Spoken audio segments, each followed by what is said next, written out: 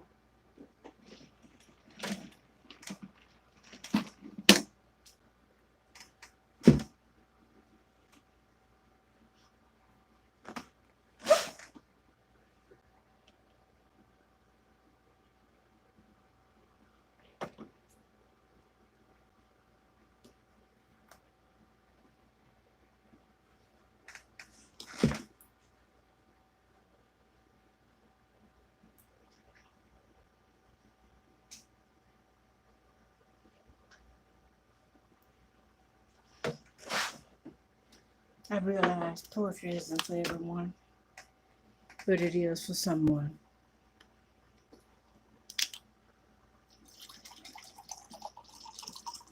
Could it be that this is part of the end of the journey for those that are poets?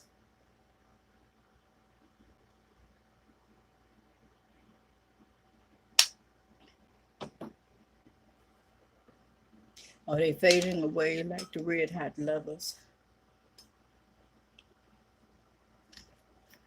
Or they just like the passing phase now? But if poets leave, if poets fade away, that means creativity too has died. Wouldn't it be hard to realize that you've died inside? That everything that you desired, your passion, your dreams, and all was just faded away.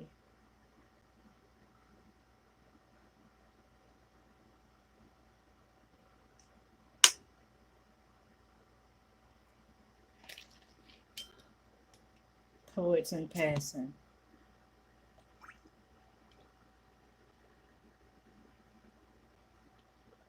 In some way, we all are poets. Regardless whether or not we make a sentence rhyme, a paragraph rhyme, we are still poets. Everything we do is poetry. The breath you take, the breath you blow out, the way you smile at another person and the starriness in your eyes is all part of poetry. When two come together to make love, and how you describe it is another form of poetry. So I'm not understanding how is it that poetry, it seems to not be as exciting as it was from the beginning. Because without poetry, there is no creativity, there is no inspiration. All you have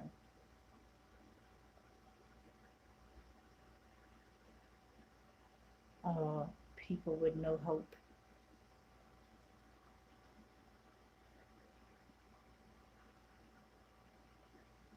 Poetry is our life. It inspires us. It keeps us moving forward. It helps us to get past a bad day. And poetry doesn't have to always be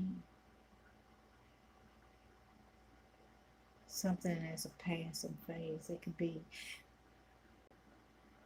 a knock on the door,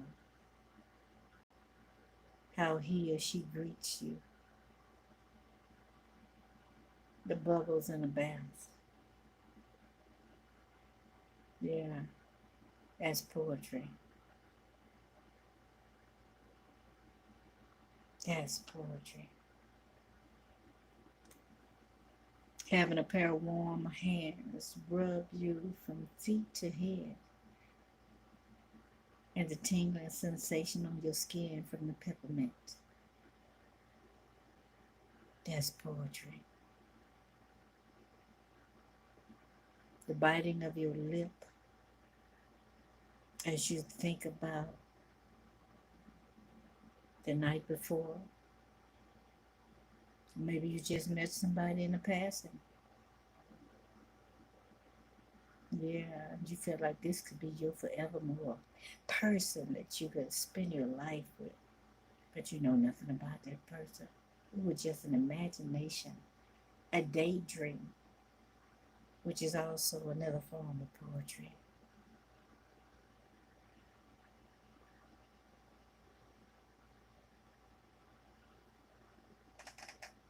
Welcome back to Cut Above Tarot, ladies and gentlemen. However, this segment is not about tarot. This is about poetry. All right. We just ended another live doing tarot readings, general readings for free.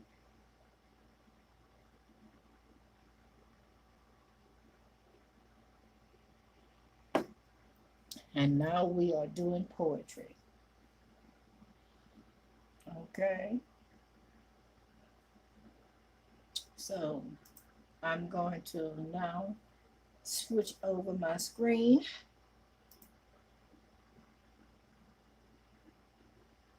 and pull out a few pieces.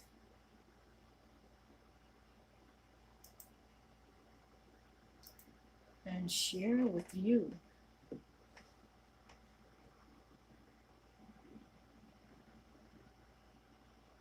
In fact, I do have a little short story. I'm gonna give you a little short story on the way.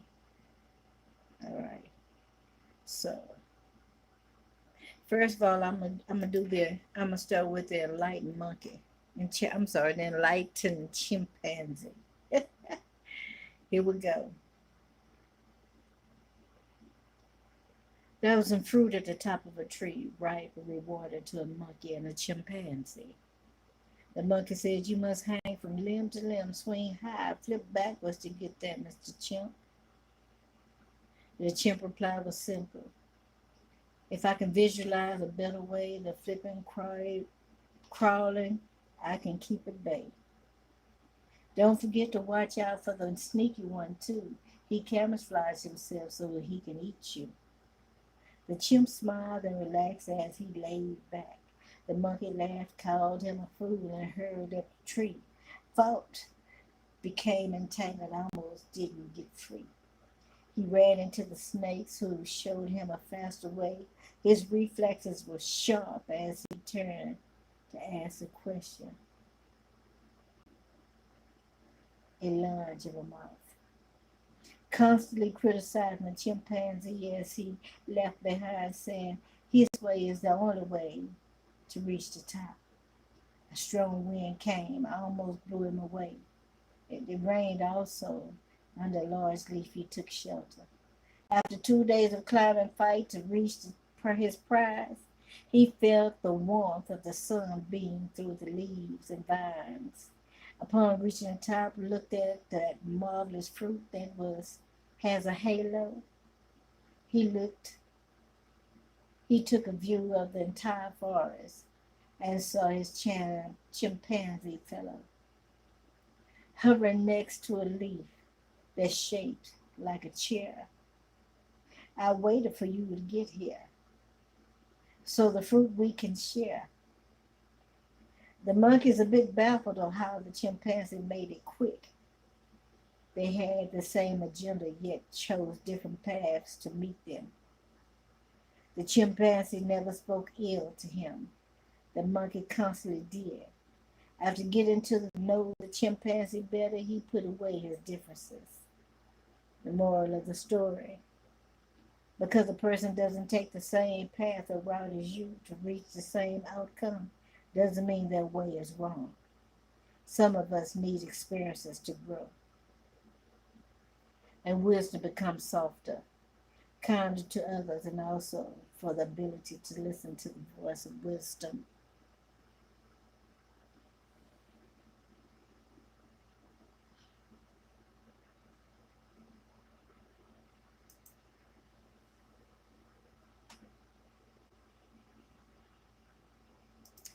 The devil's plan.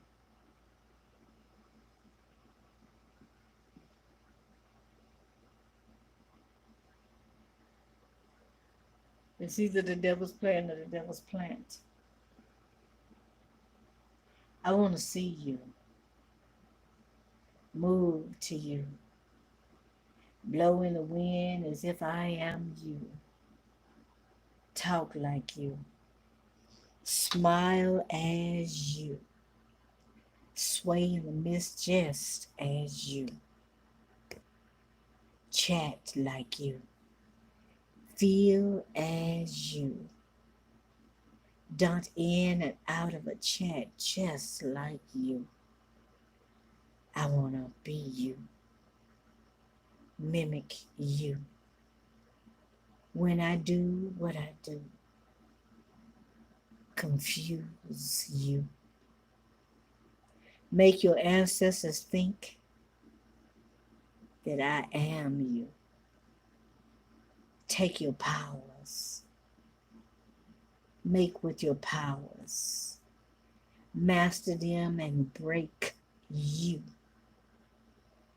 I want to learn from you, drain you, walk away leaving the shell of just you. Yeah, devour you till there is nothing, till you're nothing but something from the past. The devil's plant.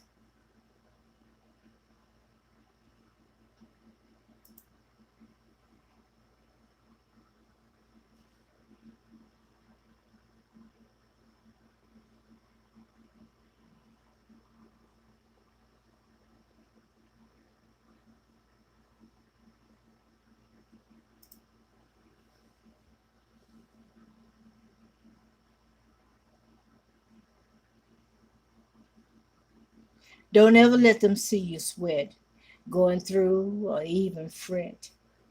They have issues too, seeking a figure or a savior to bring them to their promised land, hope, love, peace, and balance. To celebrate with held up chalices. Be that mentor, coach, or speaker. Toughen up, walk with a full cup. Never let them know your frailty, a narcissist playground, seeking to have you begging for mercy. The world is cold, cool, warm, and hot. Pick your lot, the friends you keep. Stay focused and on your feet. Allow your silence to speak volume. When you stand, stand erect as a column. Those that know will test you, and those that want to know want to best you. Those who thirst for power want what you have without wisdom, experience, and knowledge. You must read the fine print at least once before you pounce. This will be your territory to tell your stories. Never allow them to see you sweat, fall apart, no matter what. Be that Gibraltar stone with a face like a flint.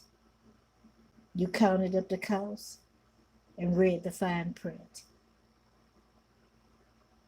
Don't ever let them see you sweat.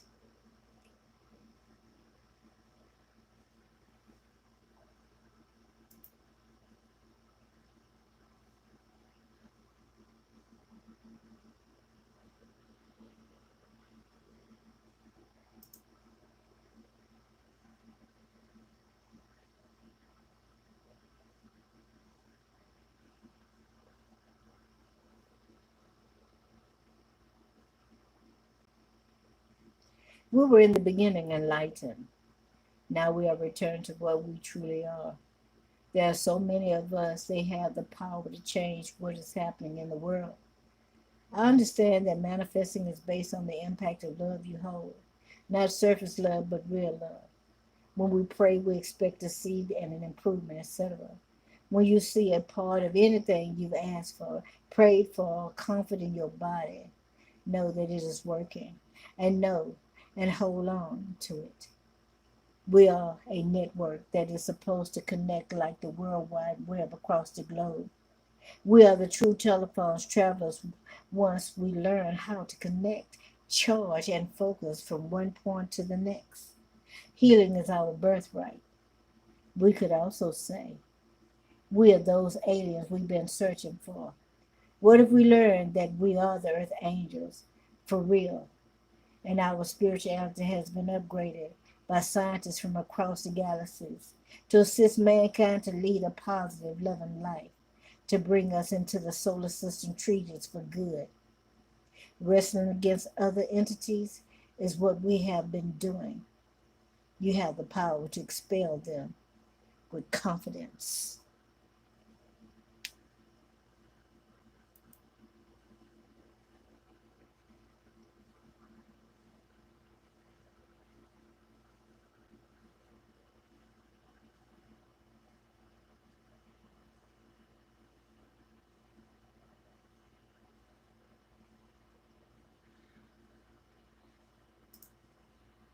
Infatuated, influenced. Are you infatuated with my lips? The way my fingers tap on the keyboard or sway of my hips? Or are you influenced by the smell of pheromones lingering in the atmosphere while pretending not to watch a stream of sweat flowing down the crease of my breast? Is it my femininity that does this thing? Your genes asking for release, the agony from the print. Could your infatuation stem from the tone of my skin, hint of gold from within, my natural essence, bare feet, nappy hair? Are you influenced by the fire within my eyes, the heat of my breath upon your neck? As I lift my body from a chair, your body quivers. Don't you dare. It's in your pants, tucked away so tight. If I passed by and brushed it, you might release it as sand. This is a public place. I can feel something all around me. I feel a feel of lusty lust that wants to crown me. Are you infatuated with my looks? I'm sufficient. I also cook. Or are you influenced by something in the air which blindly has you hooked? I asked again, are you infatuated or are you influenced by copper beauty?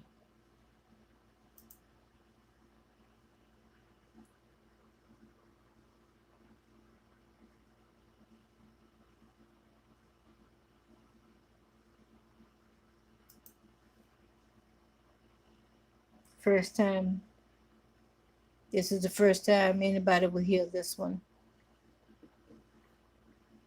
and you will find this on my other channel.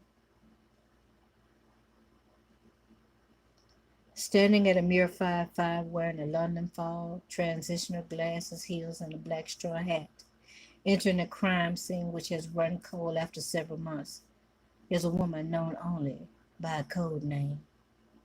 She walks over to the three men standing in a huddle, chatting amongst themselves about the case. Having no witness, they took the advice of their sergeant to contact the naked lady if they wanted results to close their cases with a fee. Thinking the business card handed to each of them is for a good time, with a silhouette of a woman's body in gold as a joke.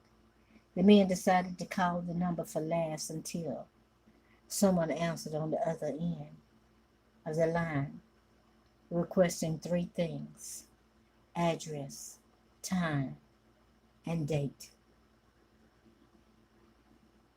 Then they hung up.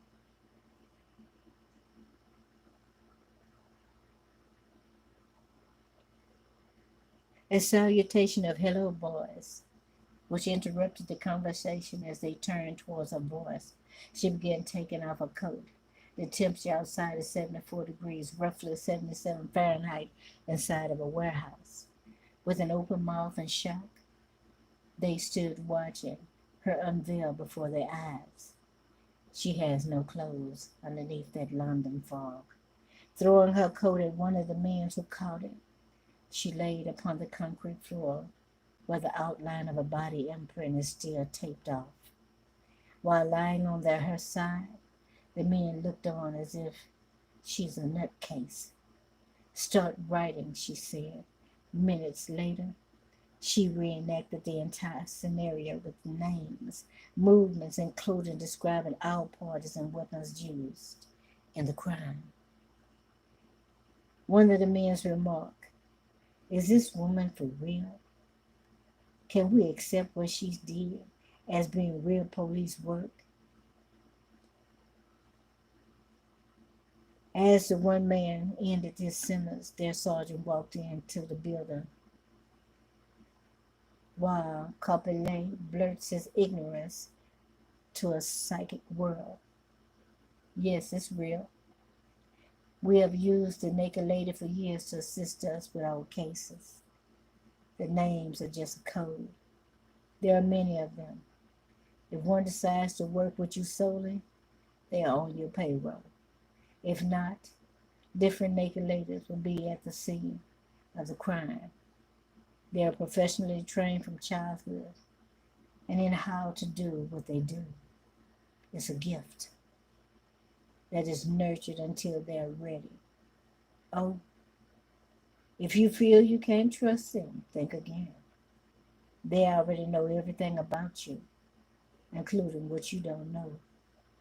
You don't know, including what we don't know. So be on your best behavior and pay the lady." "How much?" "2 grand," she replied. "That's half my salary for a month. Each of you give her a note. She takes it to the bailiff, or she gives it to the check. And the money doesn't come from the salary. It comes from a much higher source. Give her the notes with your initials." She grabbed her coat and put it on, as she whispered, "Asshole." "What?" replies Capella, as he watches her leave the building with her middle finger up in the air. The next morning, a warrant for each of the men and the females was issued. All parties was taken in for questioning before booked. When it came down to the woman, she was taken to the technician for a lie detector test. It came back clean. Capella, being the lead of the team, reached out to their sergeant, informing him that the naked lady was wrong about the case. "Is that so, Capella?" he replied. Upon the sergeant walking out of the office with Capella, the naked lady sat in the lobby wearing a coat, black skinny pants, shades, a white shirt, scarf around her neck. The sergeant speaking loud enough for the naked lady to hear what Capella said. She casually removed herself from the bench and walked past the technician's room, using an excuse of looking for the restroom. Returning towards the 2 men standing outside of the office, she whispers, "Twins," and continues out the other side of the building. Capella's eyes became bright as he realized this is how the females operate. The key for being convicted. They swap places. Knowing that there is another who looks identical to the one they have in custody, they need to be set a trap to catch the real criminal. To catch the real criminal sister. Capella puts on the street about the twin. He learns that she plays the horses, the game of chance. Capella had one of his men put the word out that her horses came in and where she needs to go to pick up her winnings. Turns out it worked. The other sister was released. It was suggested that she move far away from any place that knew them. The paperwork was created. The men were given an accommodation for their tireless efforts to close the case which had baffled many.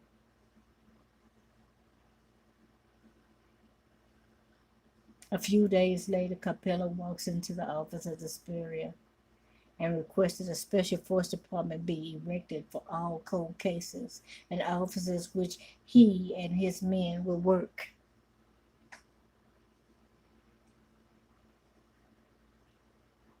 With the naked ladies.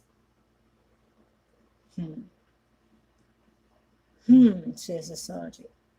Funny you would come into my office and suggest such a thing, Capella. You have been given a black envelope including your men. You have 24 hours to respond. Afterwards, you will not afterwards you will not get this offer again. I handpicked you for the job and what is inside that envelope. If you accept, turn in your badges tomorrow. If not, return the envelopes and their contents. Remember, not a minute after, or you will forfeit.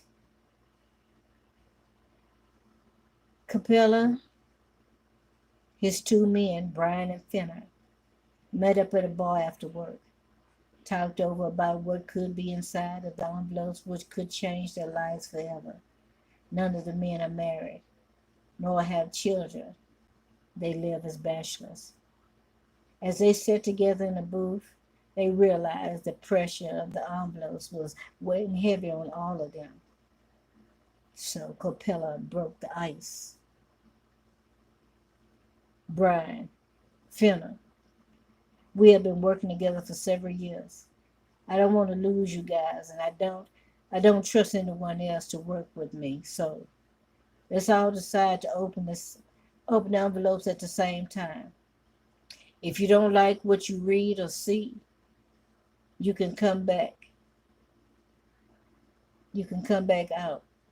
You can come out. Yeah, you can come out. Okay. The men opened the envelopes carefully under the table. Capella found a badge which stated Special Forces D33P. He was excited as this was part of what he talked about to the sergeant earlier that day. However, he kept his composure. So, what do you guys think? He asked. Finna, Brian. They took a deep breath, looked at each other, and turned and said in unison, I'm in. The very next morning, all of the men were in the sergeant's office prior to him getting to work. With a surprise, the sergeant walks inside his office, closes the door, let the curtains down, stand behind his desk and asks, what is your decision? Each of the men turned in their badges. The sergeant replies, as of today, I am no longer your sergeant. You can continue to call me that if you choose to. All of the information you need to know about D33P will be made clear to you in 3 days. Therefore, you no longer work here. Everything shall be taken care of. Remember Finna, Capella, and Brian. Your lives have changed. No looking back. Welcome to the big league now.